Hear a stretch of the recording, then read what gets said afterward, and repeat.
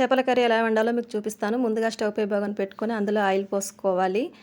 బిర్యానీ ఆకులు, లవంగాలు, ఇలాచి చెక్క వేసుకొని ఉల్లిగడ్డలు వేసుకొని కలుపుకోవాలి. ఉల్లిగడ్డలు కొంచెం వేగాక అందులో కొత్తిమీర వేసుకొని కలుపుకోవాలి. అల్లం వెల్లుల్లి పేస్టు వేసి కలుపుకోవాలి. కొంచెం వేగాక పసుపు వేసుకోవాలి.